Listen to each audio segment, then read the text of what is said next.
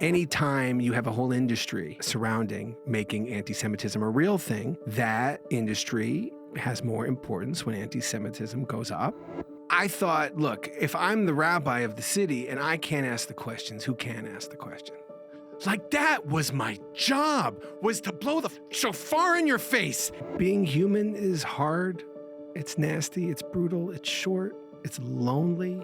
Above all else, Rabbi Dan cares about community, building healthy communities. And during COVID, he wasn't able to congregate with his synagogue in San Francisco. So he ended up moving to Austin, where the rules were more lax and where the culture was a little bit more open to people meeting. In this conversation, we talk about the ADL and how it's not always so effective in fighting anti-Semitism and how it's in fact often detrimental in the fight against anti-Semitism. We talk about baby boomers, specifically how baby boomer Judaism has ruined an entire generation of Judaism, sucked the soul out of a lot of the spirituality, and how he's trying his best to revitalize a healthier strain of Judaism. He's a product of the 1980s. Was a self-conscious, chubby kid, and he's hilarious. And I had an amazing conversation with him, and I hope you guys enjoy it. So when you walked in, I was talking to my buddy who just escaped the harrowing situation at Burning Man. It definitely soured me on ever wanting to go. So we'll get you back on the train. Yeah, I've only been one time, and my wife and I are dying to go back. But it is true, in my opinion, that some people do turn it into a golden calf, and I do think that people also turn psychedelics into a golden calf. It becomes an idol. It becomes like an object of worship that they can't do without. Like, the point, at least as I understood psychedelics, was to help you get through a door. Yeah, I mean, for me, psychedelics is a substance that allows you to see through the door. That's right. And kind of see that you can get to a place that's healthy if you change certain patterns in your life, and it gives you hope. If you take the notes that you receive on the experience and then apply them in your regular life. If you get the notes. And some people don't get the notes. Some people just get the glimpse of what could be. And then even having that kind of feeling inside of you that you could be something different and you could be someone different is enough to maybe change. It's a beautiful thing. Yeah. I mean, people do therapy for a long time just to get a glimpse of somebody else that they could be because they're stuck in old familiar patterns. That's how I've seen psychedelics really improve people's lives, in which they get out of patterns that are so baked in because of where they come from and how they were raised and how they think of themselves. They just can't break out of that frame. And the psychedelic, ayahuasca, or whatever it might be, can shake the shit out of them and get them to reframe what they think about themselves. And that's great. The problem is if you think that that is the thing that you have to have and the only avenue towards that, if you don't appreciate that it's you who's making the change. And when they turn these experiences into their gods, I think it takes out all the potential value that these kinds of experiences can have. There are a lot of people that go to Burning Man and set up a Jewish camp, for instance, and rabbis can go and do Talmudic studies and host really cool Shabbats, and people flock to those kinds of events at Burning Man. So I do think that it can be like a really cool platform to plug in and to reevaluate life and shake yourself up a little bit and reorient yourself. But when you're spending the entire year preparing for this, it's literally in the desert. It's all. I mean, there might even be golden calf sort of effigies out in the desert with artists doing these crazy things. It's why I sort of got into what I was doing. Just to sort of go right into it, like, I became a rabbi after September 11th. I was an attorney. 9/11 happened. Long story short, I ended up wanting... You were an attorney? I was. I went to law school. I went to Boston College for law school. Moved to New York City in the summer of 2001. Took the bar exam. I had Screenplay optioned out in Hollywood. I was going to move out to Hollywood. I have a letter in my inbox from me to William Morris applying for a mailroom job on September 10th, 2001.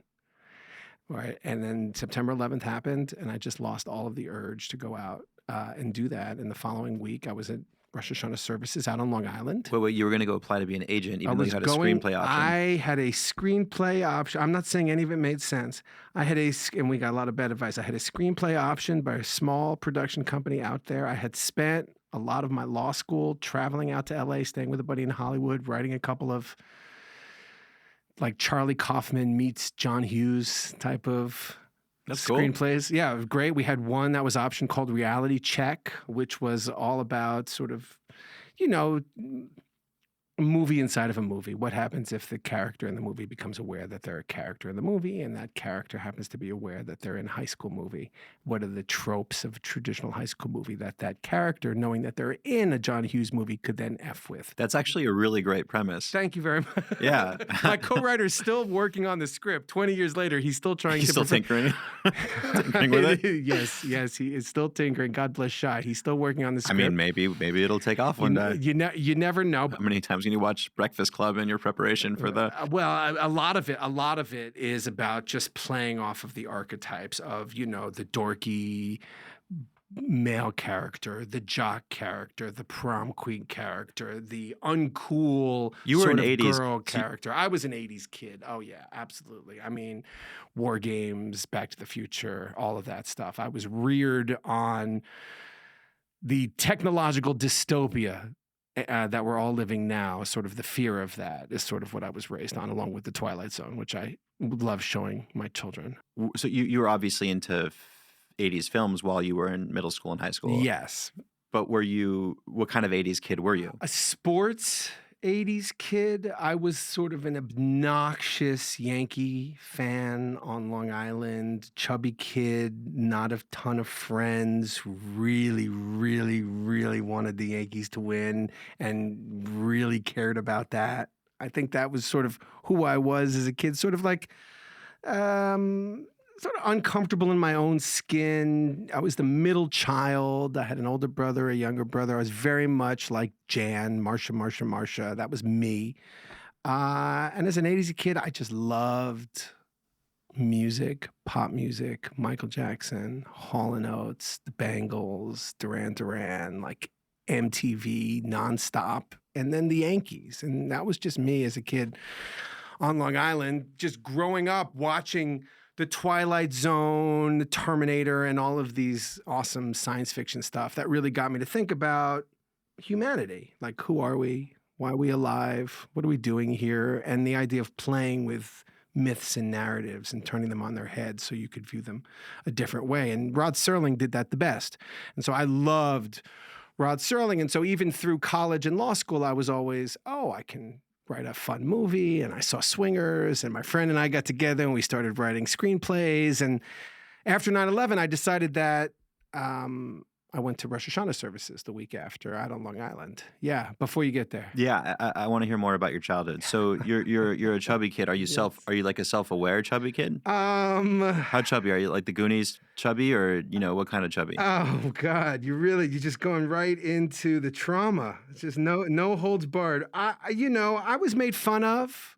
I was, called Big Dan, big guy. I was always, I think, on some sort of a diet. I remember when I was 14 or 15, I put myself on like a serious diet where I would only eat rice cakes and 5-calorie soup packets. And I would ride my exercise bike in the basement for an hour. And I would watch like Opportunity Knocks, like Dana Carvey movies, or Major League. And I'd sit and I'd watch these movies and I would ride this exercise bike for like 90 minutes all by myself. Oh, no, don't do that. Don't do it. But it was like my mother was so proud of me. She's like, "Oh, you're losing weight. That's great, Daniel." I was like, "Oh God," so that was a large part of my childhood. I had streaks of chubbiness too. Oh, boy. And my mom made sure I was aware at the times where I was too chubby. And so Isn't that the worst? She would be driving home and she'd make me get out of the car and run the rest of the way, and if I had a friend in the car, the friend would be awkwardly just sitting there, wondering if they should join me for the run. And that was part. So I got. Oh, I can't tell if that's. See, I never got that, but I got looks. Like you'd wear something, you'd go down to go to a party or a synagogue or a family event, and they'd just look at you with that feeling of pity. Oh. You know what I mean? I never got so. Funnily enough, I'm not sure if I was actually ever really chubby because no one ever mocked me or made fun of me. It was just my mom that made me constantly feel like I was chubby. Oh, I don't know. My mother would say to me, she's like, "Look, when I was 12, my mother took me to the doctor and I had one of those body mass index things. And this is, I guess, from the middle 60s or whatever. And she said the doctor told her at 12 that she was in the 98th percentile, whatever it was. And ever since then, she had a complex. And my mother's line was, "It's a good thing I didn't have any girls because they would be anorexic. That was her line. And I was just like, we're screwed up here too, Mom. Those are the kinds of, experiences that lead to certainly eating disorders, but a host of other sort of behavioral issues. I probably had ADHD. I was probably a little bit too defensive, right? When I was younger. You and I maybe had the same childhood. Yeah. Very much, very sensitive, oversensitive. I took everything as a personal slight. You as a kid, you're obviously a smart person. You're into comedy. You love media. Did you ever kind of think to yourself, I want to be a rabbi one day? Did you ever have this ambition? Because you went to a Jewish school. Yes. I went to Jewish day school, kindergarten through 8th grade. I went to Camp Ramah in the Berkshires. I went to Camp Ramah for 10 summers. In Ojai, California. Oh, of course. Yeah. I went on Ramah seminar. I was a counselor there. I was sports staff, the whole nine. When I went to public high school, and I went to sort of like a Hebrew high school, and I was the valedictorian of the Hebrew high school. And I gave a speech at the sort of graduation. And I remember somebody came up to me after that speech and said, "Oh, you should be a rabbi." And that was the first time that anybody had ever, That's an amazing experience. So no, let's go back to that. Yes. So that was the first time you ever felt like maybe you could do something that was important or set yourself apart and speak to people in a way that moved them and speak to people in a way that may be able to help them. Yes, that's a nice way to put it, that I had something to contribute, that my sort of unique reordering and overturning myths in the way people were looking at things, like that's Jewish. I mean, that is like very Talmudic. The idea is we're going to take one idea and we're going to turn it on its head. It's going to be something else. And then we're going to turn that on its head. And then we're going to find out for me, I found that through The Twilight Zone, and I found that through science fiction. And I found that, also through Judaism. I mean, my father was still is, a synagogue goer, woke up every morning, went to Minyan, came back from Minyan, ate his breakfast, got on the train and went into the city. And he worked for newspapers. He was a newspaper man in Manhattan. And every Saturday I'd be pretending to sleep under my covers, and he would wake me up in the morning and drag me to synagogue. And interestingly, synagogue was the one place that I thought my father was comfortable in his own skin. He was able to be joyful and jocular and relaxed. I remember he loved nothing more than to go out in the middle of the night and cover breaking news. I mean, plane crash happens at 2 a.m. in the morning. He gets a phone call from the Daily News. Boom, he's gone. He loves it. I remember one time when I was growing up, the New York Times called him to cover a story on a Saturday afternoon, and he didn't go. And I knew there's nothing more that my dad likes than breaking news. And I was like, oh, that's like his father had a heart attack when he was 50. Like there's something healthy going on here. Like the Sabbath, right? The old line is, right? It's not that the Jews have kept the Sabbath, but the Sabbath has kept the Jews. For me, that I found that with my dad. He had a day in which terrible workaholic. I mean, he's writing news stories until midnight every night, waking up in the morning, going to synagogue, going to the city, writing news stories, covering Shabbos. He stopped. And that, I think, was a very strong lesson in terms of like, okay, I'm a workaholic too. Like I have a lot of those tendencies. Like I really want to get things done. But the idea of having one day in which we're not going to do it was very helpful. And I think it helped the family a lot. It gave, it helped keep the family together. Otherwise, we just would have been working 24/7, nonstop, always on our computers, which we had. My dad was an early adopter of a lot of new technologies. I remember he had the IBM PC, which he used to take the telephone and put the telephone onto the modem and file his stories in the city that way. But the Sabbath, it stopped, and I got dragged to shul, and I heard Bible stories, and I listened to preachers. Was there a point in your childhood where you started appreciating consciously those things, or was it always a drag until you were a young adult? I think I was always interested in the stories. I really found the narratives that were in the Bible stories, whether about Abraham, Isaac, or Jacob, or certainly Moses, 10 Commandments. But there was never a moment where you were like, no, I want to go. No, I did not. I mean, what I wanted to do was I wanted to start for the Yankees in Yankee Stadium as on the mound. Did you play baseball too? Not well. I didn't play baseball. And speaking of my mother, she didn't let me play Little League because it was on Shabbat. So on my Mexican side, one of my first cousins just got drafted the first round to the Cleveland Guardians. The first round? Yeah, 23rd overall. Yeah, really cool. I'm really happy for him and his family. It's so sick. Yeah. If there's anything, so his name's Ralphy Velazquez. If you want to look it up, will. It's crazy. I'm in a Dungeons and Dragons dorky fantasy baseball American League only league. Your cousin could be drafted next March in our league draft. You should. He's I think he's going to crush. He's going to crush. What position? He's a catcher and he's a hitter. Catchers are good. We played double catcher league, so that's good. Yeah. But they got Bo Naylor on Cleveland, by the way. Ralphie will overtake this. Whoever I don't follow baseball. Whoever this Bo guy is. No. So when Ralphie was really little, I went to his house to work with him on a project. He was like maybe 4 or 5 years old. I'm not exactly sure how old he was. And his dad was just kind of tossing him, baseballs as a kid, just already kind of going over those motions with him. And his dad would say things I thought were ludicrous, things like, "Oh, one day Ralphie's going to be in the major leagues," and it's like, I thought it was nuts. Now looking back on this, I realize you start throwing balls to your kids. No, metaphorically, it's like make your kid become an expert in something, give them the chance to become an expert in something. And teach them what it means to actually grind through that process. Because even if they don't make it to the major leagues, they can feel like they have subject matter expertise over something. Therefore, they can extract that to other things in their lives. I have an 8-year-old son, and a good buddy. I bought him a ukulele because kid likes to listen to music. He sings songs. So I bought him a ukulele, and a buddy of mine comes over to give him a ukulele lesson. And he's teaching him the chords.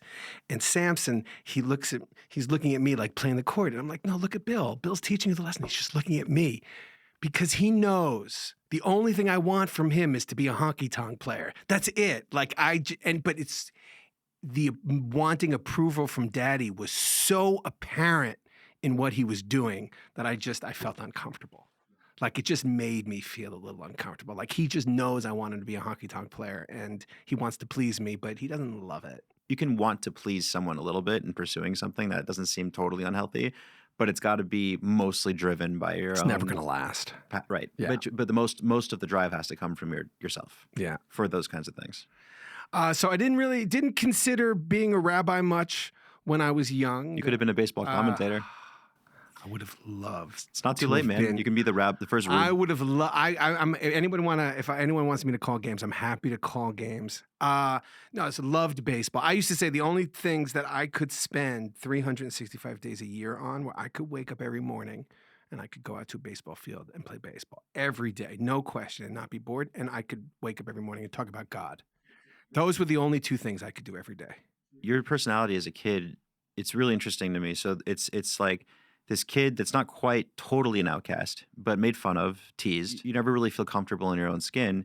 And then you make this valedictorian speech and you think, whoa, I'm really good at this thing. This is special. Something about communicating, something about my ability to communicate in front of an audience. Like public speaking was you talk about throwing balls. Okay, good. In my family, public speaking was a competitive sport. That's what my mother used to say. If you were giving a speech at a wedding or grandma's 50th wedding anniversary, whatever it happened to be, my uncle would be in competition with my mother, who would be in competition with the rabbi to try to give the best speech. And that was the line, that public speaking was a competitive sport. So if I could get up in front of a crowd and speak and move people and say something interesting, that was like tossing the ball. What percentage of, so many rabbis now. How many rabbis are like you in their origin stories? Because this is like, a lot of, what's funny, there are a lot of rabbis that tell me that they played synagogue with their Barbie dolls or with their, with their G.I. Joe. That can't be more than 20%. No, Come but on. It's more than you would believe. Like, I took my He-Man characters and my Castle Grayskull castle. And I circumcised them. And I made a shul. No, they make shuls when they're. The He-Man wasn't circumcised. I had to figure out how to give him a bris. They were all practicing their moral skills. For me, it was about ideas and like really fascinating I want to meet those rabbis, by the way. That's wild. I can introduce you. What are they like? They just always knew that was where they wanted to be. For me, I wanted to like take that shul and make it cool, make it speak to me. Well, you didn't practice law. I practiced for a year. So after 9/11, I decided not to move out to Hollywood, and a buddy of mine who I'd studied the bar with was working at a firm downtown, and her co-associate did not want to go back to the office because the window was overlooking Ground Zero. And so I took that job, and I worked for about 8 months doing medical malpractice defense, which is a horrific job. I spent that whole space is bad. I spent most of the funny thing was, though, this is we're talking about interpersonal skills. I spent most of that job in that law firm. What I would do is I just go from office to office and schmooze everyone. So I knew like who was having an affair with who. I knew like what people were up to, and I just like schmoozing. So I would like do a little work, and then I'd go to the office next. And when I was done, when that person was busy, I'd go to and I'd make my way all the way around. I'll never forget, like around the time I got accepted into rabbinical school, the managing partner comes in and he's like, Dan, you have the fewest hours billed in this firm in the last month. He says, now with anybody else in the firm, I'd be letting you go. But we like you. We're not going to let you go. So just don't do it again. And can I set you up on a date with my sister-in-law? Like that's what it was. And that's when I realized that, okay, so schmoozing works. Like knowing people. I think it's something else. Like, I think it's something else. Tell me, please. So I don't think it's that you were schmoozing. I think that it's that you had a lot of sincere heart, and that you were communicating sincerely with a lot of people that you ended up falling in love with, and they ended up falling in love with you. And when you're a sincere person and you're in those environments, even when they're cutthroat, people root for you, and they will give you so much slack. Yeah, I remember the following month when I went in and told them I was going to become a rabbi, it was like I was speaking Greek, or I had two heads. Like the managing partner just couldn't compute. And I started the rabbinical school in the summer of 2002 with a bunch of really interesting. You mentioned what other rabbis. But you probably gave people sincere compliments. Of course. Most people don't have that ability to connect with people like that. You know this now, I'm sure, now that you're, an experienced rabbi. Maybe. But what you were doing then was basically a big part of what you do now, and you were providing all this actual affection that was absent in all these people's lives. I think sincerely listening, like everybody's story was endlessly fascinating to me. Like every human being is uniquely interesting in how they conceive of their world. And so I was always interested to hear their stories. So I would sit and I would just listen. Without judgment. Yeah, well, who was I to judge them? Exactly. Did I give advice? I don't even remember if I was even giving advice other than just being around to listen. Just being a friend. That's right. So, I mean, that's really, it wasn't that you were a schmoozer. There's some really lame schmoozers that get fired all the time. It's the sincerity and the heart. I like that frame a lot. Thank you. I think it's a better one. I think it's also more accurate. I dig that. Yeah. Sorry. Okay. No, I love that. So 9/11 is the turning point. Is the turning point, and the Twin Towers go down. You become a lawyer. I want to run downtown on that day. I don't know why. I don't know. I'm up on the Upper West Side. I want to run downtown and be downtown. I feel pulled. The most important thing that happened in my lifetime was happening 3 miles downtown from me, and I wanted to be down there. And so I think taking a job across the street, I would hear the wrecking ball every day wrecking what was left of the Twin Towers outside of my office. It was a strange, very alive time for people. That was extremely traumatic for everyone all over the world. It was especially traumatic for Americans, and it was especially traumatic for New Yorkers. I remember going to a jazz club on the Friday night after the Tuesday that had happened, and I want to say it was the Evelyn Lounge, but I don't think so. I think it was on the East Side. It was some jazz club on the East Side, and I remember there was the jazz band playing in the corner of the room. They were awesome. Place was mobbed and packed, and there were television sets. And on the television sets were Ground Zero up in the corner. And everyone is loud. And I'm like, this must have been what it was like for my grandparents in World War II. Like it was, I don't know. I've been thinking about this from time to time. There was something about the aliveness. People would see you on the street. They would ask how you were doing. People would stop and care for each other in ways that were uncommon. Uncommon in the city. Because I feel like rural areas, people, if you ever drive out to a random town in Texas, People will do that. people look at you in the eye and they just kind of talk to you about nothing. Yeah. And you're expected to do it back. And if you're not in the habit of doing it, you can find yourself trying to brush them off when you should really be paying attention to what they're saying, because that's the whole, it seems like human connection is the whole reason we're alive. I mean, that is my working theology. Yeah, there is something about the problem of other minds is hard to solve, right? How can I ever know what's going on in your mind?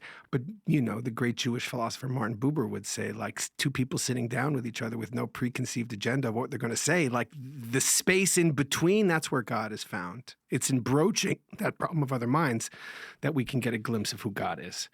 And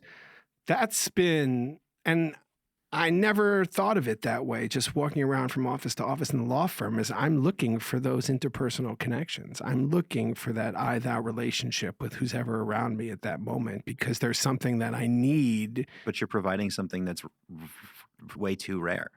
And even the way that you describe the aftermath of 9/11 goes right back to that theme, which is just people looked at each other for the first time. People were noticing each other and people were grateful for each other. And that's where I thought, okay, well, maybe that's the business I should be in. Maybe the business of being with people who are in tragic, extreme, difficult situations, being with them. So why rabbinical school and not psychiatric psychology school or therapy school, whatever that would have been for you at that point in time?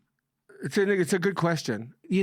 Twist of fate, I found myself in the dean's office at the rabbinical school. I don't even know how I found it. A friend of mine invited me up to the seminar. I went there for lunch. The assistant dean came by, said, why don't you come up to my office? And he handed me a packet to apply for the rabbinical school. And I'm thinking, this guy, what is he wasting his time for? I'm just here meeting my friend for lunch. And then I thought about it.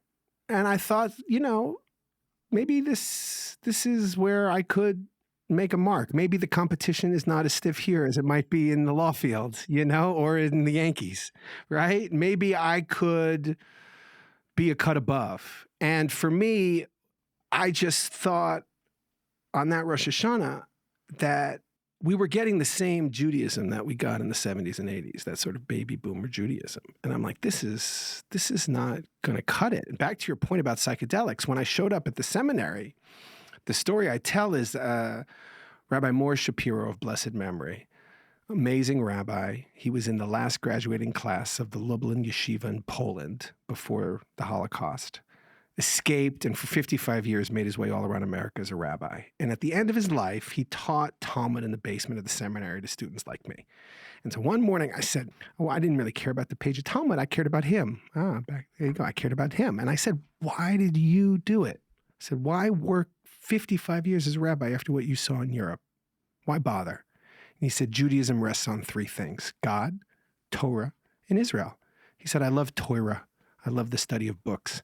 I love the people of Israel. I love gatherings. 2 out of 3 ain't bad. And that crystallized the Judaism that I grew up with on Long Island in the 70s and the 80s, which was get good grades, study Torah, support Israel, support the Jewish people. This God stuff is for people who just frankly aren't as smart as us and who need it. And so don't be embarrassed. That's embarrassing. We're past that now at this point. And after 9/11, people went to Burning Man, or people went to fish shows, or people took psychedelics because for them 2 out of 3 wasn't cutting it. Or people became environmentalists, or people, not that it's bad to be an environmentalist, but people became religiously environmentalists. That's right. Or religiously critical race They theorists. needed a spiritual purpose that just the intellect wasn't purely going to cut it.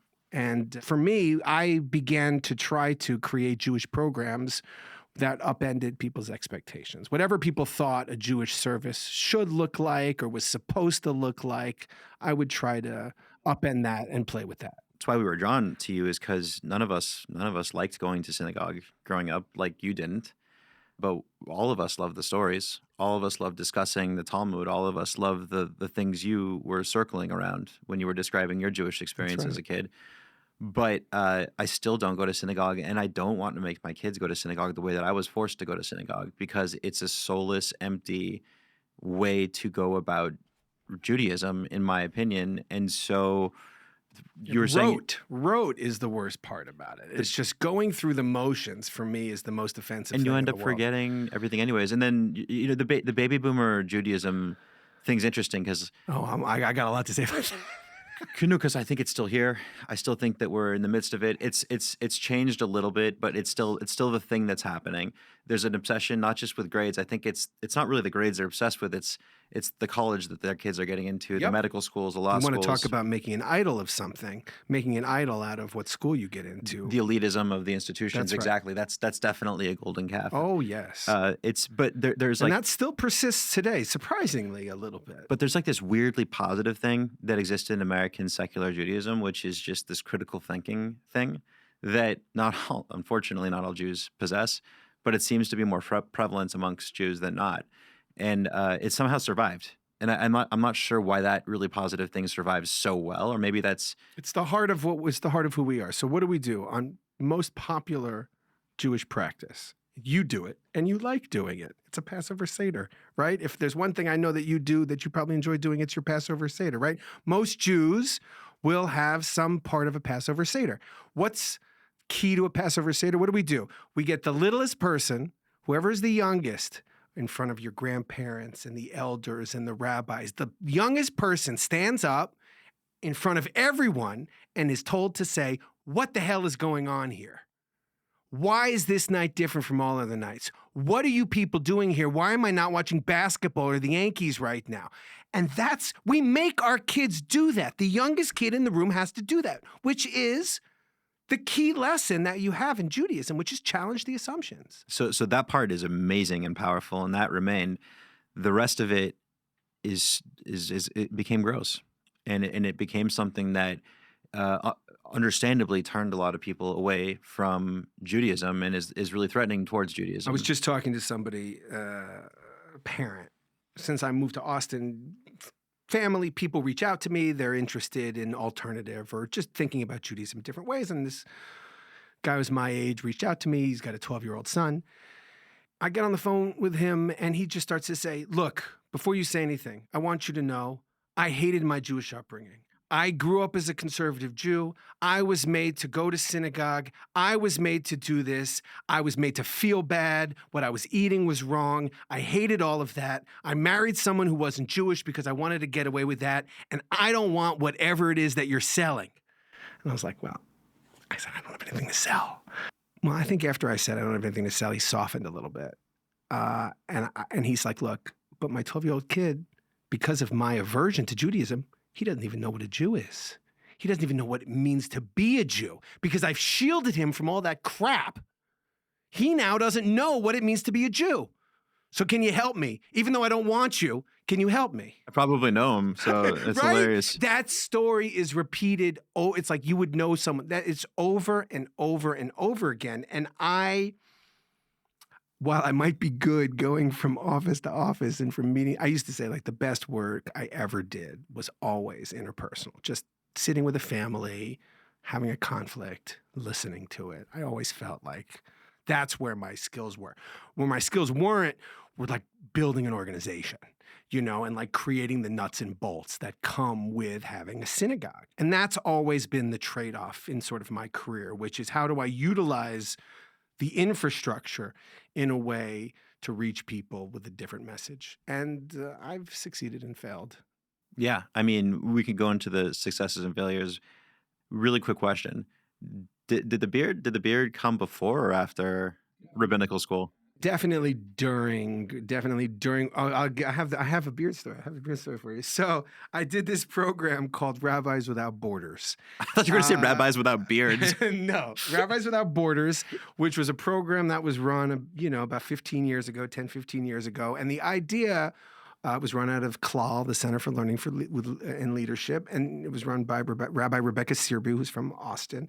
And the idea was, could you get rabbis to begin to think outside the box? Like, how do you get the great idea of challenging authority or asking questions or overturning myths or narratives? How do you get that out into the public sphere? And I remember I was sitting around with this group, and there was a rabbi there. His name was Hillel, and he had a beard, and it went down to about here. And I just looked at him, and it had like an orbit. It did. It gave him a presence that I thought, oh, that's interesting. Rabbi should have that kind of presence. Well, not should have that presence. I think of it like Flavor Flav thinks of his clocks. Right? Which is like Flavor Flav always wore his clocks. When asked why he wears his clocks, he says because it gives him mad ID.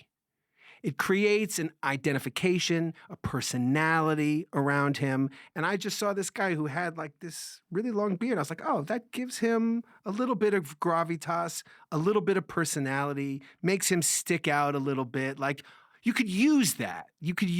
Lean into it. We're interviewing a friend soon who's of East Asian descent, and he wears a cowboy hat everywhere he goes. And I asked him that same question, and he said, it's my brand. Bingo. And actually, it works out quite well for him. I think that's a real thing, and I got that from Flavor Flav. Well, I'm glad that Flavor Flav is influencing Judaism so profoundly, because I think your trajectory so far has been great for the people you've impacted in your life. I think that because of your sincerity and your heart, you do attract people in a way that other rabbis that I've experienced don't always do. And you're also open to the critiques that I think a lot of us have about, general secular Judaism, which is, in my opinion, totally failing. So yeah, it's pretty cool that you're up to these things. I just thought someone from our generation needed to do it better. I mean, the whole point, Lador Vador, we sing Lador Vador on Saturday morning, which means from generation to generation. Like, each generation has to take this tradition and make it theirs. Like, take the text that you are into and blow those up and sort of revolve your Jewish understanding around it, as opposed to being married to the narratives from the previous generation. I met with the head of the conservative movement a couple years back, and I said to him, I don't think he loved this piece of advice. I said, please, whatever you do, stop listening to the baby boomers on your board. I said, they've run this movement for the last 40 years.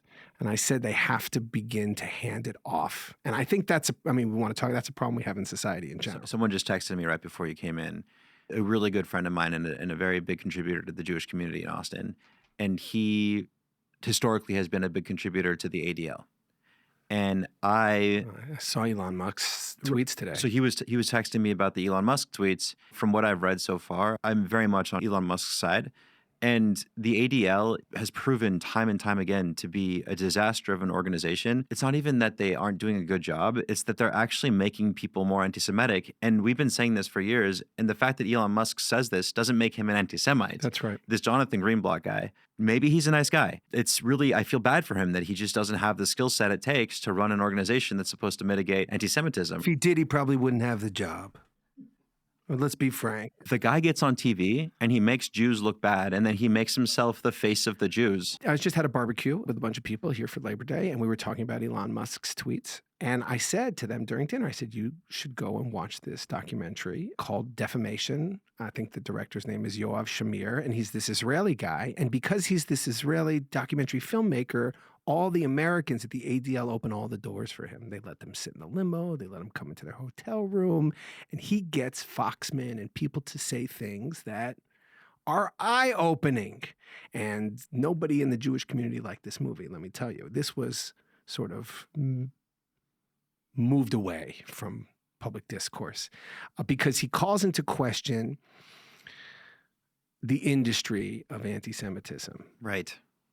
And the anytime you have a whole industry and professionalism surrounding making anti-Semitism a real thing, that industry has more importance when anti-Semitism goes up. And so there might be interest in creating these narratives that anti-Semitism is on the rise for the sake of the organization. It's simple. It's an industrial complex around bigotry. And they need to have bigotry to feel relevant. That's the movie. And so when I got back, before I came here, Elon Musk tweeted, interesting documentary, and tweeted a link right to that documentary about a half an hour ago. Good. To that defamation documentary. It is and what he juxtaposes in that documentary, his conversations with some of the board members at the ADL who say, look, we don't go to synagogue, we don't keep kosher. This is how we're Jewish.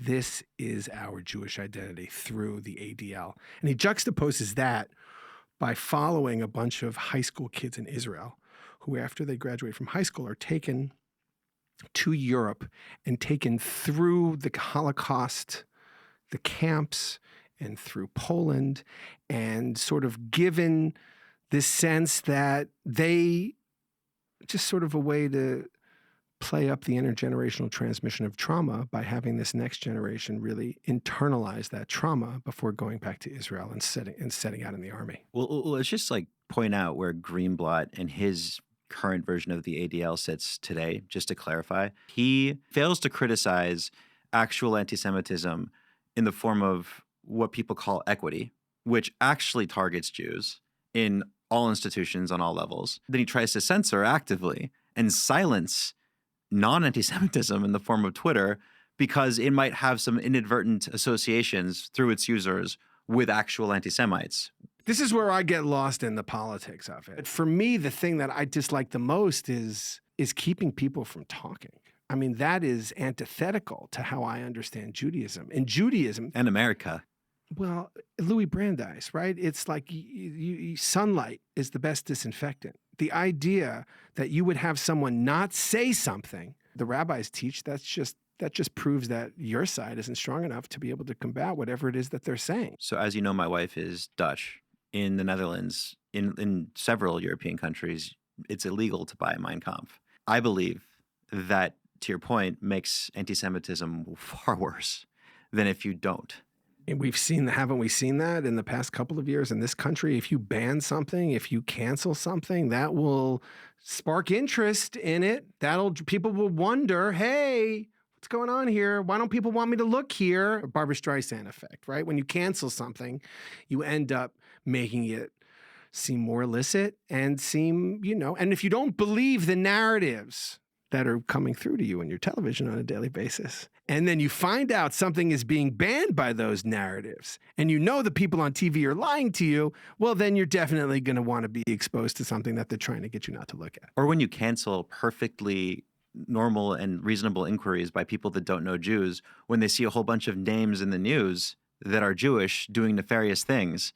And when you have the Epsteins, the Madoffs, the Weinsteins, the list unfortunately goes on.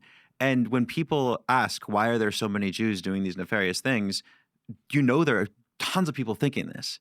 And that if we're not able to air these conversations and have these discussions with these people, anti-Semitism will go up. Just because we're silencing them doesn't mean that they're not having these thoughts and these questions. There used to be shame in the Jewish community when there was a Bernie Madoff. There's a strong sense of shame that this person could be a part of our community, could be representing Jews, and could be, a lying, cheating, terrible human being. And there was perhaps at some point religious voices out there who, spoke out against those people and were willing to call them out. Those voices, it's not a lot of voices like that these days, unfortunately. And, the Jeffrey Epstein, the Harvey Weinstein, all of that stuff it's a shanda for the goyim, as we used to say. Just to be clear, I do have a position on why there are so many. Oh, you have a theory? Yeah, and it's super basic, and it's part of why I think it's important to have these discussions.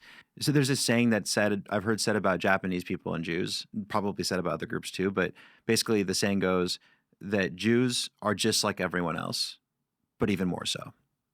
And so what we just do more intensely than everyone else in every field we do. So the bad guys are also more intensely bad. The philanthropists are more intensely philanthropic, right? The scientists are more intensely scientific. Like, look at the Oppenheimer Einstein. movie. Like, movie was just basically a bunch of crazy Jews in the desert of New Mexico. Speaking of Burning Man. Yeah. Except they weren't burning men. They were the Burning Man effigies. They did eventually, yes. They were just making nuclear bombs. That's right. That, changed and altered the course of the world. Do you think it has anything to do with the intergenerational transmission of trauma from the Holocaust? You think that has anything to do with it, The intensity? The intensity. No. I think it has everything to do with the intergenerational and genetic continuation of the survivors throughout the millennia of being, outcast and targeted, so that only the most intense survived and were able to pass on their genes and their culture. The reason why we're so intense in everything that we do is I think it's very simply for that reason. And a lot of people don't want to admit this, but right, all the laid-back Jews, they probably got wiped out in the pogroms at some point, right? Well, right, or they weren't able to continue their own culture to spread their genes, or they did spread their genes, but they had to leave their culture to do so, and they had to abandon their Jewish identities, and so they sort of assimilated fully. So we have this feature within the Jewish population. I do think it's a feature. I don't think it's a bug, and I think that, unfortunately, for a lot of people, it's really annoying. And for people who aren't exposed to Jews, it's really annoying. And people are always wondering, why anti-Semitism exists. Just shut up. Just stop asking. Just stop. Just let it be. Right. Just let it be, Rabbi. Right. Like, my wife's family are just like, what? Come on. Like, just chill, Aaron. Like, these Dutch people are like, oh my God, like, the Jews, like, we thought we missed them, but I'm not so sure anymore. It's tough to be around. So and then like everyone's like, man, this anti-Semitism thing, it's so confusing to us. Like, why is there? I'm like, seems pretty clear to me.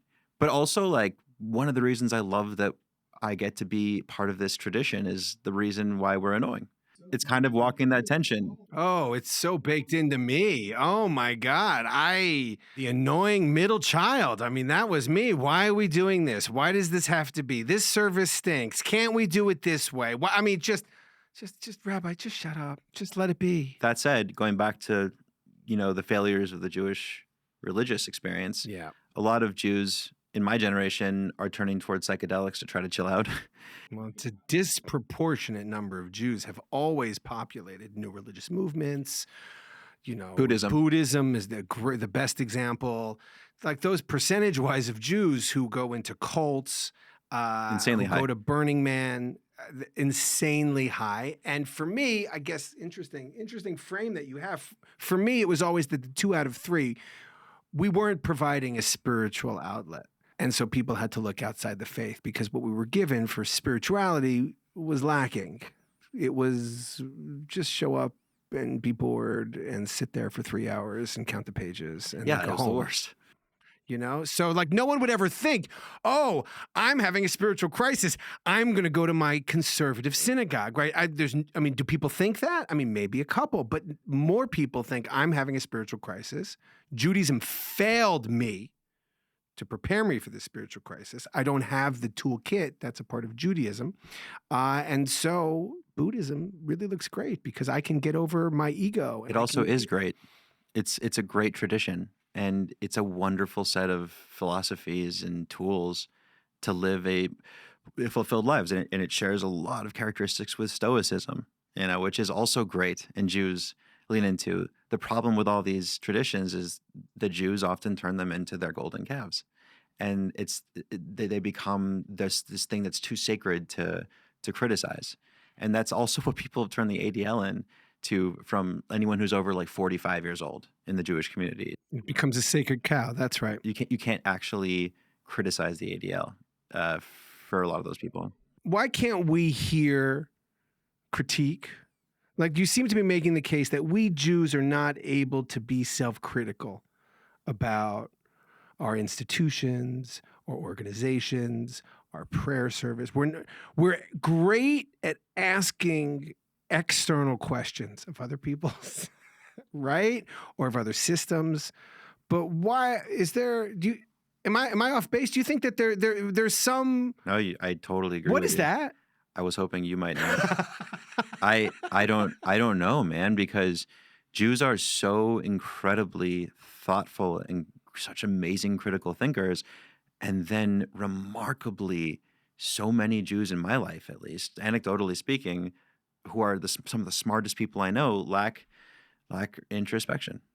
So this is the high holidays. I've been leading high holidays forever. And the high holidays, the main point of the high holidays, the 10 days of teshuvah, of repentance, the whole point is to get the person in the pew who's come to synagogue to rethink all of the things that they're married to, all of the vows, right? We say kol nidre, all of the vows that I've made are null and void, all of those commitments I've taken on, all of those beliefs, all of those sacred cows are null and void, and I want to return to the person in the path that I want to be on. There's something there, I think, that the rabbis understood, that we needed those 10 days, that ritual. Now it's become larded up, and it's very hard to access that ritual. So the whole liturgy, the whole frame is shake people up, blow the shofar in their face. Hi, I'm blowing a ram's horn that they blew 3,000 years ago in your face to make you realize you're not here for that long. Don't be an asshole. Who have you been? Like, that's the whole point of it. So this is the most frequent question I get asked around the high holidays. You know, Rabbi, Jimmy really wronged me, and I want an apology. How do I make Jimmy apologize to me? It's a frequent question. That is the most frequent question. You know, I try to tell him that's not about you. I said you've got to do your own work. You can't make Jimmy do anything. We can also discuss why so many Jews in my life only marry non-Jews. Like, our community here is 90%, I think, intermarried. I mean, I that's just a loose number that I've taken off the top of my head. That's right. By the way, the non-Jewish partners are uniformly wonderful and care about Judaism, quite frankly, more than the Jewish partners do. But that's kind of the crazy part, is that our community is so dedicated to wanting to create a better Jewish life for our families, and we're all mixed.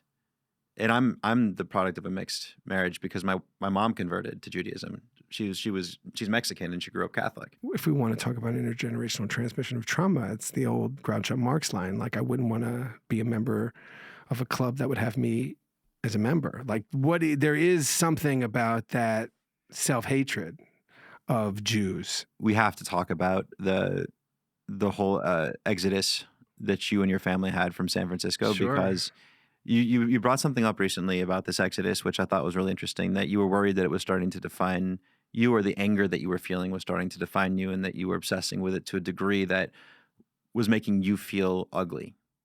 And you're still struggling to get over that. You know, about 18 months after COVID broke out in San Francisco, I remember I wrote a piece where I said that I had seen in the book of Ecclesiastes, there's a line in there that I never paid attention to before. It says, to everything there's a season, a time to be born, a time to die. And it says there's a time to embrace and a time to refrain from embracing. And I said, I'd never paid attention to that line before. Yeah, I heard the Birds song, whatever, but it's in there. If you listen to the Birds rendition, the time to embrace and the time to refrain from embracing. And I said, whoever would have thought there would ever be a time to refrain from embracing? As humans, I said, but we just lived through that. And I said, now it is a time, the season has changed. It's a time to transition back to embracing. And a very nice old gentleman called me, and he said he was speaking for himself and others. And he said, no, Rabbi, it's not. It's not a time to embrace. Not a time to ask questions. I thought, look, if I'm the rabbi of the city and I can't ask the questions, who can ask the question? I thought it was about me. I found that the value that I had, which was wanting to be with children, not being afraid of children, not forcing kids to wear masks outside, not having them participate in religious life, that seemed to me the baby boomers' concerns were more important than the concerns of my children. And you were sacrificing a large portion of their childhood for a perceived safety of those who were afraid. And I would say that I never heard a booby ever say to their 8-year-old granddaughter, you stay home. You don't go to synagogue because I don't want you to get me sick. I never heard a booby say that ever before. Every booby I ever know said, you go to shul, you enjoy, now is your time. And something weird happened where we stopped thinking that through because we were afraid. And I wanted to ask the question, what is the risk of having our children afraid to come into synagogue and to be in Jewish community? And that question was not well received. All you were doing was exploring the age-old philosophical tension that exists between privacy and freedom and safety. I went to law school at Boston College, Jesuit university. When I applied to rabbinical school, I had a Chinese philosopher, a Jesuit priest, and a rabbi as my three recommenders. And so the one Jesuit priest of mine loved him, and we learned biomedical ethics. So he was sort of this radical Jesuit priest in Boston. I'm not going to name him, but he was this radical Jesuit priest in Boston who was always on the front of like the Terry Schiavo cases or the right to die cases, and he was pushing the church to be more liberal on some of these cases. And I called him up and I said, Father, what's going on? I said, can you explain to me the moral calculus of taking away childhood for the sake of elderly folks? And he said to me, you need to take all those John Stuart Mill books that we read in the 90s and throw them in the garbage. He said, we're living in a new era now. And so all of that goes out the window. And I was just so disappointed. I was really crushed when he told me that. And, you know, I think in hindsight, when I had him in the late 90s, he was about 60. So he was probably in his mid 80s at this point. And so I still thought of him as being 60, but he was much more elderly at this point. I have two responses to that. One, we can definitely imagine a situation where the virus was more lethal. And then it's always appropriate to question, but there would have been an appropriate response to say, you know what, Rabbi Dan, this thing's just too lethal. It's okay that you question it because we're supposed to question things, but this is just right now too lethal. And that could have been a debate, although I think they probably would have been wrong had there been their position. The second thing I want to say is I've been thinking a lot about actually this specific issue of like the Jeremy Bentham sort of Pentopticon idea, right, of how we're structuring our society. And I don't think that people are afraid enough of the fact that we really are living in a sort of pseudo-digital surveillance state. Yep. And we're already there. We've already given up this freedom and privacy thing. And it isn't even for safety. It's for something else, and I'm not even sure it's comfort or creature comforts. I don't even know what it's for, and I don't think people are really thinking about this or even asking about it. And it's really disconcerting, and especially now that I have children, I'm especially terrified because all the stuff I just said is also coupled with, and now I have to worry about my 9-year-olds getting exposed to gratuitous porn on top of everything else. Like I was exposed to porn in a way that I think was probably not healthy. But now it's a million times worse. You know, back in my day, I had to sign into AOL and then, download. You're younger than me. Download LimeWire. No, I'm way younger than you. Download like LimeWire. Playboy magazine. Bro. Yeah. and then my mom there would be like horrible viruses on my computer. My mom would be like, what is this virus? No. She would like have a technician come in and they'd find the porn files and she'd like read the name of the file to me. So embarrassing. Oh yeah, I was grounded and stuff. Yeah, it was really bad. For me, I love the Jeremy Bentham point. One of the things that I still struggle to figure out was this desire. You definitely want to protect the most vulnerable. And I think that's a Jewish value. But there was something to me immoral about treating all of our children as if they were seriously ill or had leukemia. Like to treat a healthy 10-year-old boy as if he has leukemia, because heaven forbid somebody else has leukemia, seems immoral. It's like your cousin. Like he's a baseball player at the highest level. It would be immoral for him not to be able to do that and to be trained like that. And I get some kids can't. And that's awful. and sad and might be sick, and we should make every accommodation for them. But the healthy kid who can be the baseball player and fill his heart's desire and who he was, like, to not provide that to him, that's where I sort of was losing my faith a little bit in how we were going. And that's why I decided to leave. I couldn't. We were told point blank that other people's kids were more likely to take their lives than my kids were. And therefore my kids just, had to understand that, had to take it on the chin, because there were other kids who were more likely, more at risk than them. The real sad truth is that you were caught up in a political domino effect web that really had nothing to do with the issue itself, and had everything to do with just political machinations and tribalism that ended up manifesting in real life ways that none of us had ever experienced until COVID. But I always thought my role was to be the fucking squeaky wheel. Like, that was my job, was to blow the shofar in your face and say, how are you behaving? What are we doing to our kids? That's my vocation. So what are you doing now to try to helpfully disengage from that emotional fury? Therapy. Just a ton of therapy. A ton. Yeah. Do you go to rabbis for therapy, or do you go to therapy? It's funny you mentioned that. For about 15 years, I made a point of not going to a Jewish therapist. I didn't want whatever it is. That's like that guy who called me up and he didn't want me as a rabbi. It's like, I didn't want whatever that I wanted someone. That sounds almost anti-Semitic. You want no Jews. Who asks for a non-Jewish therapist, right? It's ridiculous to say that, right? Mormon therapists. That's going to be good therapy. That's the way to go. Yeah. So and I also, look, there were also practical reasons for that, which is I didn't want to have a therapist in the community and all that, just for my own paranoia, that type of stuff. I remember I was talking to my current therapist, who I really like. We're doing a lot of good work. He said to me, he goes, I don't get it. He goes, Dan, you've been in therapy 15 years. How come you haven't made any progress?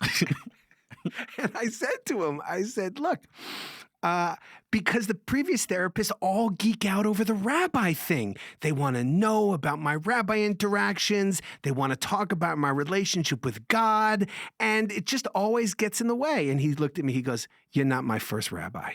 And I was like, oh, finally, someone who's just going to cut through some of the BS.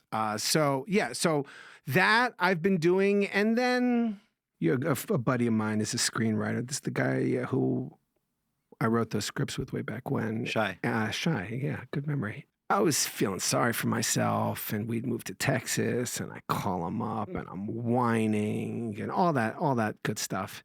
And he says, there's a screenwriting concept of false defeat. I don't know if you've ever familiar with script writing, but the false defeat, it's like when Rocky gets crushed by Clubber Lang. Right? He gets crushed by Clubber Lang. He thinks his career's over. He's been totally defeated. He goes, that's the middle of every screenplay, is the false defeat. And he says, so for Covert for you, that was your false defeat. He goes, but now you've got to find your Apollo, make a new connection, and get back to the first principles that maybe you deviated from. And that was I'm sort of working on that frame now, trying to come back to being in Austin, thinking about building community, thinking about creating there's so many Jewish people here, or Jewish affinity, people who have Jewish affinity, who are looking for offbeat, interesting, thought-provoking, creative, artistic programming, the stuff I used to do back in Brooklyn with the organization I started there and at the 92nd Street Y. And so beginning to think about, okay, let's go back to first principles. Why did I do this in the first place? I did this in the first place not to be a conservative rabbi in a shul, but I did this because we needed another platform. We needed another way to express what it means to be Judaism, and I needed a canvas, an alternative canvas to begin to play with the liturgy and play with the music and play with the texts so that I could rejigger it in a way that would speak to you. And so we've started a Minyan here. Our first event is this Friday night. It's called the Moon Tower Minyan. I can't go because I'm going to be in Massachusetts to say bye to my dying grandma. Well, okay. So that was really mean of you, Rabbi. I take back the swear. We have our launch event here. We have 60 people coming. It's not that hard. People are alone.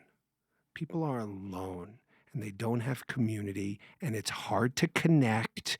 And when they, for whatever reason, don't feel it or have the good associations with the traditional places that have been around, but they'd like a third space, an alternative space to come to meet other people who are willing to think differently and challenge assumptions and maybe have fun with Judaism a little bit. Like, can you play around with it a little bit? Can you have fun?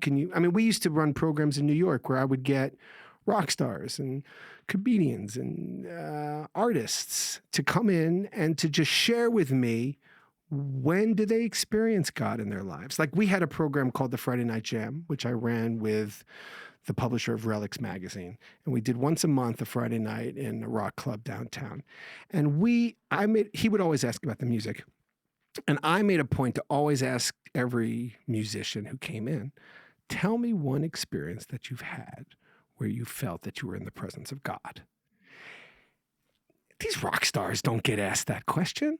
The answers we got were uniformly fascinating. And they weren't like orgies. Well, we had one. So we did, we had Chris Robinson from the Black Crowes, and he gets up there and he's like, I'm 16.8% Ashkenazi Jew. I just got my 23andMe. How come you won't count me as a Jew? I was just like, I had no idea that was coming. We had Craig Finn of Hold Steady, not Jewish, Catholic guy. And he said he felt God's presence sitting with his mother on her deathbed. He felt that God was there with him. And then we had Alex Toth from a band called Rubber Bucket from Brooklyn. And Alex, he's like, I'm not a believer. I don't believe in God. He said, but just the other day I was taking a piss and I found that I thought I was levitating above my apartment building in New York and connecting with everyone else who was taking a piss at that moment. And so just like being able to engage with that allows the people who were there to say, hey, to their partner, their Jewish partner, their non-Jewish partner, hey, have you ever had a moment of spirituality? Have you ever had an insight? Have you ever had an experience? It opens up the door to the conversation. That's just very different from the conversations that were happening in traditional synagogue. So your ability to bring your optimism, the awesome work you've done in the past, to Austin is what's helping you get through the feelings and the emotional turmoil that you felt leaving San Francisco. Well, it's tough because, you want to bring people together. When I mentioned being on the Upper West Side on 9/11, I was sleeping on an air mattress in my brother's apartment. He comes back, wakes me up, says, you got to come see this, watching, the Twin Towers fall.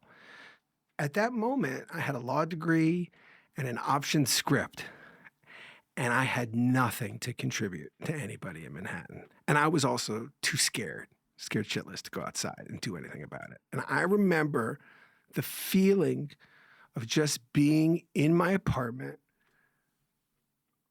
in the following weeks, not knowing how I can help, and not feeling like I had anything to offer at the greatest cataclysm that I had ever experienced.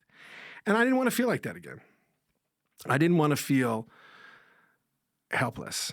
And I wanted to find a way to serve. And I became a rabbi. And this is the story that I told. This is ironic because the story that I told and sort of, you give big sermons and you get jobs and you tell your whole life narrative. And my life narrative was, there I was on 9/11, stuck in my brother's apartment with nothing to offer anyone. And I promised myself I would not ever again, if any cataclysm ever happened in our world again, would not be stuck in my home ever again. And there I was, stuck in my home for 2 years during COVID. And not able to go outside, not able to bring people together. And that was hard. That was hard on me. And for me, not being able to congregate was really challenging. And trying to present Judaism. Well, it's what drives you. You're the guy going around the office before you're a rabbi, congregating. So it gets taken away from you. It's going to drive you crazy, right? You're driven to do ambitious things because of it. You don't have that thing. You can't fulfill your purpose. And I think I made mistakes along the way because I was in need of community. I was in need of physical presence of other people. I was in need of a minyan to come together and pray. The computer wasn't cutting it for me religiously or spiritually. I had a hard time pretending that the computer was sufficing. I had a hard time saying, oh, I can present to you Shabbat on a Wi-Fi. No, I can't. I can't present to you Shabbat on Wi-Fi. You're on your computer 7 days, 24 hours a day, 7 days a week. You should have one time, like my dad, when the phone rings, you don't answer the phone. So aren't you terrified for what technology is threatening to be? I really don't care about these things for myself anymore because I have kids now. We have kids. I really think about it from their perspective. It's going to be far more challenging for them than it ever was for us. I don't understand how to even start approaching this the right way. I don't believe you. I don't. I think you do. I think you understand what it means to have a family. Just go out into the wilderness, I think you understand what it means to bring your children together. Sure. To have your children gather, to spend family time, to shut everything off, to sit down and to see how your partner is doing, how her day was. All of those, that's schmoozing stuff. All that basic human interaction stuff, I think that builds the soul and the character of your children and your family. What I'm worried about is that we're creating digital meth. We're basically injecting digital meth or heroin or whatever you want to call it into the veins of our children. It's an experiment that we're running, and we're all just going to have to deal with whatever the aftermath is. This happened to my wife. My son started kindergarten on Zoom, of course. It's a great place to do kindergarten. And my wife wanted to monitor these classes, because he's 5 and he's on a stupid iPad pretending that he's in class. And there was one point in which the teacher reached out to my wife and said, we really want to teach your son to be able to turn on the device and use it without your help. And she's like, well, I'm not interested in him learning how to use the device on his own at this age. And that's right. And that's the digital crack. There's so much that's out of our control. I think of it now, I hope this doesn't come off sounding wrong, but I think of it now like I think of the people I grew up with who had numbers on their arms and who were survivors from Holocaust and who spoke a different accent and who told different stories and who were so very foreign to my experience and the lessons that they had to share. That'll be us. We will be anachronisms. Well, you were a 1980s science fiction fan. And we were supposed to be living at a time where this technology was this beautiful, awesome, cool. No, War Games had it right. Well, War Games had it right. And so did other sort of dystopian science fiction movies. The whole idea was that by 2023, we're going to have amazing, beautiful technology. And the thing that we've all built, the peak of technology is disgusting. It's just the fastest way to get back to porn. I published one academic article my whole career, was 15 years ago. So when I was at the seminary, I became research assistant for Rabbi Neil Gilman, who was the theologian of the conservative movement, and he sat in Rabbi Abraham Joshua Heschel's old office. And he wrote a book called The Death of Death, which was all about the Jewish idea of what happens to you after you die, and all that stuff was, he officiated at my wedding. I love him. I loved him. He passed away, right? When he retired, I was asked to submit a journal article. And so I wrote my journal article comparing his idea of the Jewish notion of the end of days to Ray Kurzweil's idea of the singularity in the end of days. If you're familiar, Ray Kurzweil talks about the singularity, which is the point in which our technology surpasses human intellect, which is the point beyond which no human could ever understand what will happen after that point. And he believes that in 2030, we'll be able to upload our souls into the clouds. And so in 2006, I said, all right, let's view This is an eschatology. Eschatology is the study of the end of days, because that's what it is. And what Rabbi Gilman taught about Jewish eschatology, and I think this is significant. I don't know if it answers your question, but it frames it. The Jewish idea. Okay, so Rabbi Gilman, when he taught theology, said the most interesting theological statement he ever heard came from his ophthalmologist, which is you don't see with your eyes, you see with your brain. If you saw with your eyes, you'd just see light, you'd see pixels, you'd see scattered colors, but you need your brain to contextualize everything. Bingo. And so he called that a myth or a framework or a lens with which you get meaning. And there is a Jewish frame that gives meaning. And the way the Jewish frame works is, in the beginning, God created the heavens and the earth and made a world for us to be able to live in.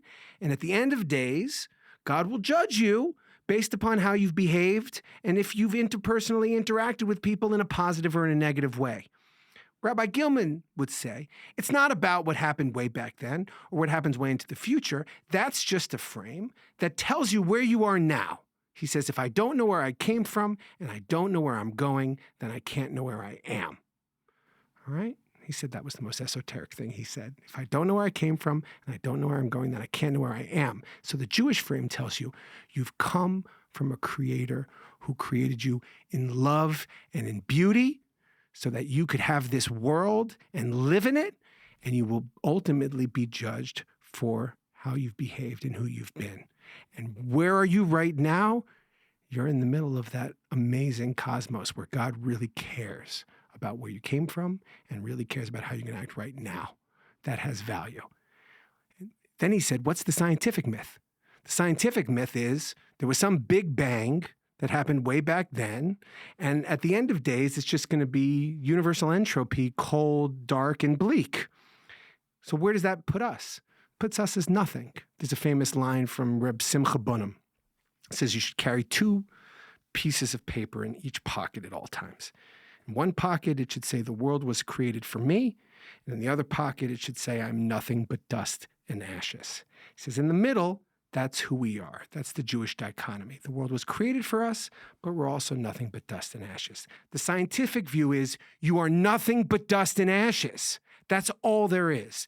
You're stardust that will end up in universal entropy that came from a random big bang. And so ultimately, who are you right now? Pretty insignificant in the large scheme of things. And then so I asked the question, if we're uploaded into the clouds, if we take his eschatology, his end of days, and we find ourselves uploaded, our consciousness into the cloud, then who are we right now?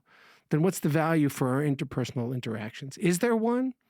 It wasn't clear to me that there was one. And it was very clear that this was a belief system. And a lot of my career, and this is why COVID went so rotten, a lot of my career was trying to get people to see how the frame with which we understood what a human being is was being changed by our technology. So did you know that the term immune system was first used in 1978? That is the year Microsoft DOS came out. So what we do is we appropriate the metaphors of the technology around us to explain who we are as people and then change our framework. And I was always very skeptical of some of these technological myths and how people started to see themselves as just nodes in the machine or just a 1 and a 0 as opposed to a living, breathing life that God really cares how you behave. That's all really interesting, and it does somewhat answer my question. That's awesome. It's a frame, but it doesn't, One thing I would say, though, is that, because you were talking about, you were in 2006 wondering about people uploading their souls to the cloud, and, here we are in 2023, and we're not really close to that. And what I think has happened is that we're actually framing our understandings of what it means to be a human through technology that's not even that interesting or sophisticated. It's actually just idiocracy. It's like the Mountain Dew version of technology, and it's making us more insipid, more vacuous. That's right. It could be even a good problem to have if the technology was that sophisticated as you were fearing it might be, because then at least we'd have these conundrums with good technology, and instead it's what it is. I had a good cry recently. I was sort of embarrassed by this cry, But I saw, you ever watch the show Black Mirror? God, that show impacts me too. The episode Joan is Awful. It's so close to where we are now. So it's basically it's a Netflix show where they eavesdrop on her conversations through her phone. And then with AI, they generate a television show about her life each night. The executive at Netflix was asked, well, why didn't you make the show Joan is Great? And she said, well, no one wants to watch that because there is something about the calibration of the technology to feed into people's insecurities and negative images of self that drives eyeballs and traffic. And so the show that she's making, Joan is Awful, and the idea is that everyone will have their own show on Netflix based upon the audio that is picked up out of their devices throughout the day and then generated with AI. It's actually like almost believable. Will tap into people's worst sense of who they are as opposed to lifting them up because we are drawn to that. And I do think that there is something about the technology that makes us feel less than. I haven't figured this out yet, and I'm happy to talk it through, but back to high schools. There was something about growing up in the 80s, or take the 80 high school myth. You could be the prom queen or the school jock, and then you were the most popular kid in your school of 1,200 people, right? That was the pond that you were playing in, and you could figure out what role you were going to play. Were you going to be the athlete or the artist or the poet or the class president? You could play these roles out in a confined scale. Well, if that scale is the whole world now, because everyone is on Instagram, then there are not that many job openings available for prom queen or for class president, because the scale of being a big fish in a small pond has been eliminated, and the scale of humanity has been thrown off to such an extent that when compared against the 8 billion people on this planet, none of us are able to find our voice, except Kobe Bryant. I guess Djokovic. I guess, right, you'd have to be the most exceptional. Correct. Just throwing off the scale of which we are able to be humans. Right? There's Malcolm Gladwell said the optimal size for any community is 140 people, I think he said. But if you're competing against the entire world on Instagram, then it's just going to make you feel bad almost always. If you want to lose faith in Malcolm Gladwell, there's a recent Monk debate where he goes off on with ad hominems against Matt Taibbi and Douglas Murray. And Why? he just made a fool out of himself. You got to check it out. Because Sam I used Harris also made a fool out of himself. Oh, yeah. Sam Harris is one of those people that I can't stop listening to because I love his podcast, but the guy doesn't. Oh, Dude, my God. He's an example of a Jew who's so intensely intelligent, intellectually stimulating. But stuck in his own frame. No, he's got no introspection. He doesn't understand how pompous and arrogant he is. Well, that's his defining characteristic. I love him, but he's got problems, and he doesn't recognize them. And it's really rough. It's really rough to see that devolution. I don't think there's any way to save our kids from the technology. I think the best thing that we can do is give them a healthy attitude around it. Yeah, so one of the things that we do in our household is we watch The Wonder Years every night. I don't know why that's funny. I used to watch that in health class. In middle school, you're just trying so hard to be nostalgic. You're like, kids, I want you to be 80s and 90s kids. You know, it's funny. Because that's when I grew up. That's your answer to this. They'll, have an iPad open and I said, no, you can't have the iPad open while we're watching The Wonder Years. It's like a holy event in the household. You have to. Can you just do one? Can you be a part of this experience of watching together? And that's, we can only do that for like the 22 minutes of the show. But that's a problem. Because I'm already struggling with that personally, and how can I expect my kids not to struggle with that if I can't do that? And I'm not setting that example properly. But also it's hard to function professionally in the world now without being split in so many different directions, because that's the way we all have to be. It's a tough issue. Before we finish, you were talking about loneliness, defining the lives of a lot of the people that are coming to your events. Yeah. And I think that's really tragic. I'm imagining a lot of these people who are lonely, that a lot of them are They older. tell me older, what's older? 40s and 50s maybe, right? Well, I'm 36. Okay, so 40s and 50s. And they come and they say, I moved to Austin, right, last year or 2 years ago, right? And I really haven't met anybody. How do you go meet people anymore, right? How do you strike up new relationships? How do you go into new communities? If you're you sort of just do, right? Like you're at a coffee shop. I bet you make friends just ordering coffee, right? And I think that's literally how you make new friends. The problem I'm seeing is that we're now living in a society where the barrier to entry to forging those kinds of friendships are higher than ever, and people are more standoffish than they've ever been. And that's why I wanted to highlight this loneliness thing, because I think that's a huge tragedy. Yeah, Mark Dunkelman has a book called The Vanishing Neighborhood, in which he talks about the three spheres in which people interact, which was sort of their home sphere, their work sphere, and then their neighborhood sphere, which is the people that they see in the coffee shop or the people that they see every day or their neighbors that they bumped into. And we've eliminated that middle sphere entirely for the type of interaction that we have. And for me, Judaism says that every life is worth the whole universe, right? To kill one life is to kill the whole world. And I've always understood that to mean that the potential inside of anybody to change, to be Beethoven, to do something amazing, to play baseball with the Guardians, that is so miraculous.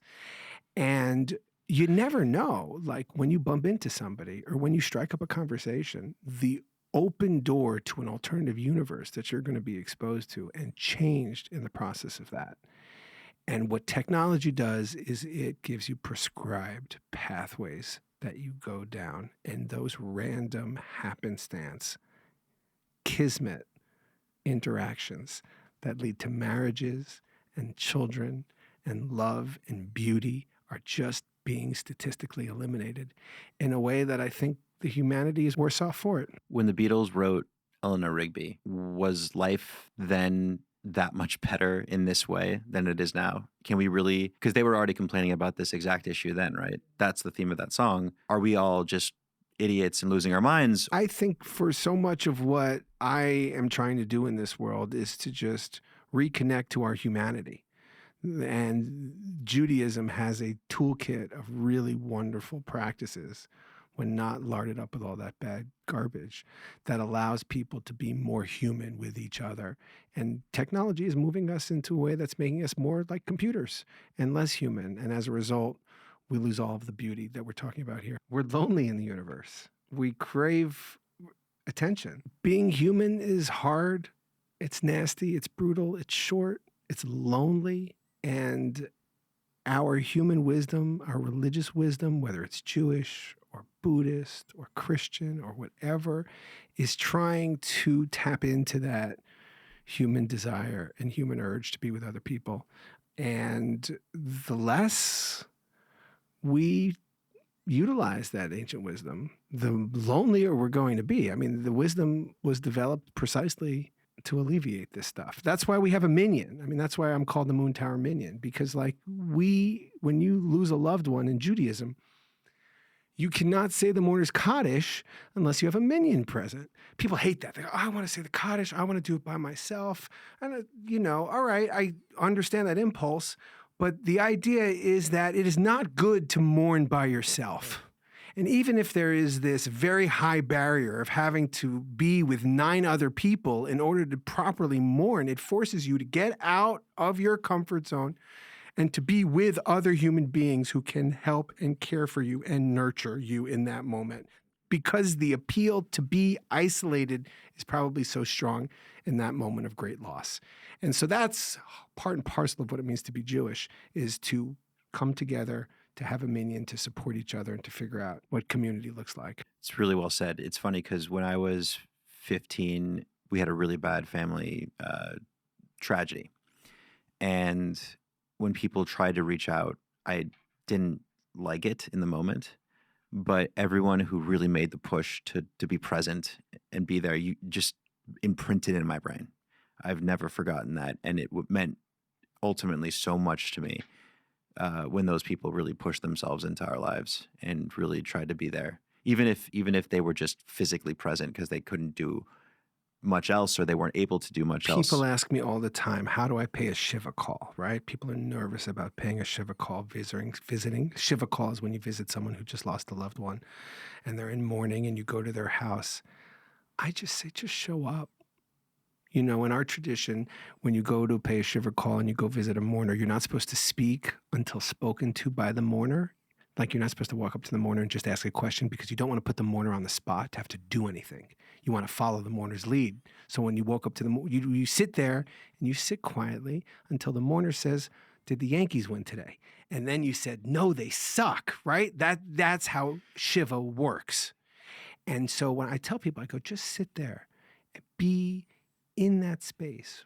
Make the point to show up and to be embodied in that space leaves the imprint you're talking about. Do you want to hear a really funny Shiva story? Of course. About my 103-year-old grandma. I was in her 90s at the time. Her daughter tragically died. One of my aunts. This is a great example of how I both love my grandma and admire her, and also just am totally floored sometimes by how mean she'd be.